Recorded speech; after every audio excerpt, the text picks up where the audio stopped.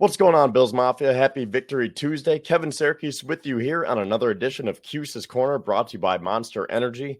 And the Buffalo Bills completely dominated the Jacksonville Jaguars last night on Monday Night Football, completely curb stomping them by a final score of 47-10. Now, we talked about this going into the week, whether it was on the Going Deep Buffalo podcast with Kevin Masseri and myself, or just some pregame clips that we were recording. Me, Ben Shoop, and Dwayne Steinell were out at our tent. We were set up at the Big Tree Inn last night, so that was fun. You know, it's always great to be out there in the tailgating experiences. But we talked about this, saying how the Jaguars secondary was very weak. And I was harping on that all week, saying that you need to attack their secondary. They were ranked 30th in the league going into the game, and they announced that Darnell Savage Jr. was out. He's their starting safety. They also announced that, Tyson Campbell was already inactive to begin with, and Andrew Wingard. So three key defensive backs there, two starters. I said this had to be a Josh Allen game, and it was a Josh Allen game. He was 23 of 30 for 263 yards and 4 touchdowns, added 44 yards on the ground. Just a magnificent game plan from Sean McDermott and the Buffalo Bills offensively and defensively as the Bills improved to 3-0. So let's take a look at how the Bills got there. So opening drive, 10 plays, 70 yards, almost 5.5 minutes of clock that they used, and it ended with a 6-yard rushing touchdown from James Cook, and that is his third rushing touchdown of the season, which already sets a single-season career high for Cook. It was previously 2, which he had in each of the last 2 seasons, so I love what this offense is doing under Joe Brady, and that was just a start. So the Jags get the ball, 3 plays, they go 1 yard in 57 seconds, and they are forced to punt. The Bills get the ball back, then they go on an 11-play, 65-yard drive, take up over 5 minutes of clock again, and this one ends with a 6-yard touchdown pass to Dalton Kincaid. So he gets his first touchdown of the season.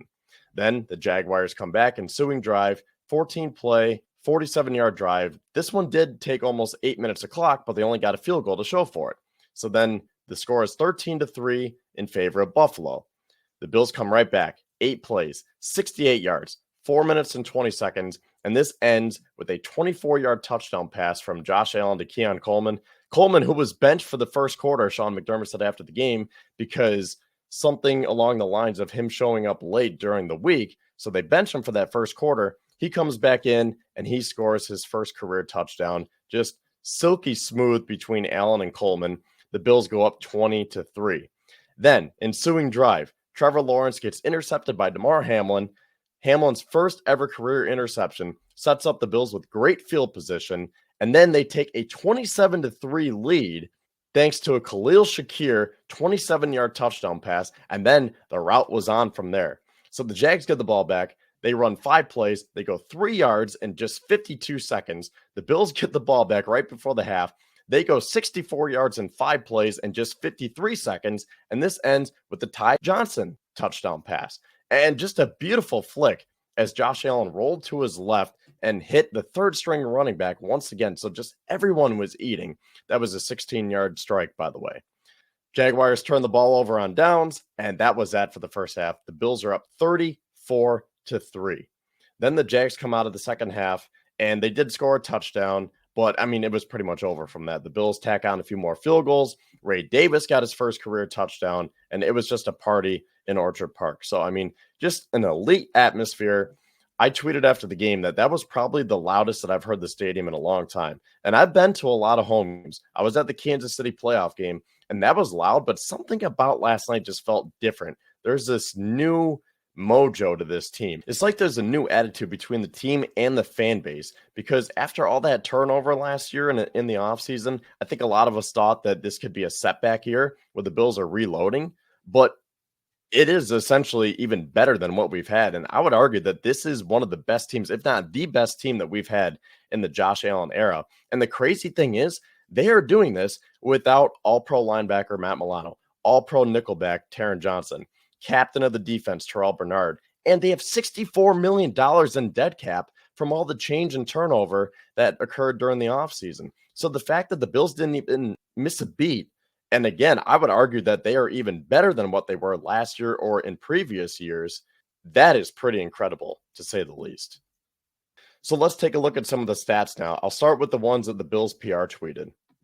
So last night, the Bills tied the fourth largest margin of victory in team history, 37-point victory over the 0-3 Jaguars. Now, the Bills had 6 different players score an offensive touchdown for the third time in team history. And this game improved the team's point differential to plus 64, the second best mark in team history through 3 weeks. The first one came in 1992 when we know that the Bills were in their heyday. And if you look at the bottom there, Khalil Shakir has caught a pass in 27 straight attempts, or I should say 27 straight targets. And that ties Michael Thomas for the longest streak by a wide receiver since at least 1991. So Khalil Shakir is just Mr. Consistent, Mr. Automatic. It just seems like anytime you throw him the ball, he's going to come down with it. And then one of the stats that I tweeted after the game was this right here. Josh Allen threw to 10 different receivers last night, completed over 76% of his passes, and still hasn't thrown an interception this year.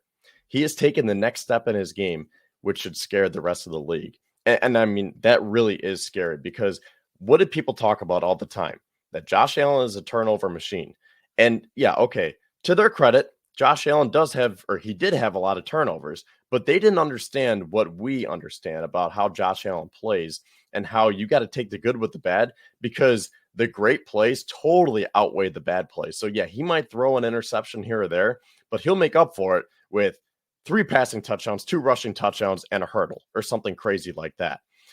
So I think the national media is finally starting to recognize that Josh Allen is maturing, and that is just a dangerous, dangerous combination because you have that rocket arm with that dual threat flexibility, and this is an absolute unicorn that we're working with here. And like I said, Joe Brady, it's like a match made in heaven the way he's been able to kind of reel Josh in. And again, I don't want to make it seem like Josh was playing that bad before, but under the Ken Dorsey regime, and even going back to Brian Dable, I feel like Josh had this tendency to try to do too much. He tried to fit the ball into tight windows. What was Ken Dorsey saying? Smart, not conservative. So that means they wanted to push the ball down the field, and that led to a lot of interceptions. So whether that was a bad route or maybe Gabe Davis dropping a pass, it gets tipped or something, so be it. But Josh Allen did have more turnovers than we probably would have liked. This year, this is a very calm, cool, and collected Josh Allen. He's finding the open receiver. He doesn't have to force it to number 14 anymore. He can spread the ball around. He can go to many different receivers. He can go to tight ends. He can go to running backs. And I think that the way Joe Brady is in command of this offense, it's helping this team exponentially because everyone is unselfish. You know, like everyone wants the other guy to perform well. So you don't have this me attitude anymore. And instead, I think Josh Allen is feeding off of that. And this is some of the best football that we've seen in Allen's career. And now as for the defense, another masterclass put together by Sean McDermott and Bobby Babbage. They held the Jaguars to 10 points. And again, they're missing the whole middle part of their defense. But you have a guy like Dorian Williams stepping in. He has an 88.8 PFF grade, which is the highest grade amongst all Bills defensive players. You have someone like Christian Benford continually making plays. You have Rasul Douglas being a lockdown corner. Von Miller, 3 straight sacks to open up the season. And he just looks like he has that burst coming off the edge. And then you have what I think could be maybe not the Von Miller replacement, but I think that Javon Solomon is going to be under Von Miller's wing this year. Now, Solomon led the FBS in sacks last year when he came out of college. So the Bills drafted the leading sack artist in college football. And I think that you're starting to see that burst from him now. First ever career game, strip sack late in the game, and it was out of reach by them. But again, it's just great to see these young guys making plays. I liked what I saw from Rousseau and Epinesa again, Casey Toohill with the sack, and then the linebackers, Balin Spector filling in. And then I already mentioned Dorian Williams. And just everything is coming together so nicely, and it's so cool to see. And now the Bills get ready to go play Lamar Jackson and the 1-2 Baltimore Ravens in Baltimore next Sunday night for an 8:20 kickoff. And I mean, we said this about the Jaguars, that they were going to be in desperation mode, and apparently they weren't. But you're going to get an angry Ravens team. But I really haven't liked what I saw from them. So if McDermott can come up with another scheme to stop Lamar, which he has in the past, I really think that the Bills can get to 4-0. So we'll see what they can come up with throughout the week. It's a little bit of a shorter week, but hey, life is good right now. The Bills are 3-0, looking to go 4-0 next week.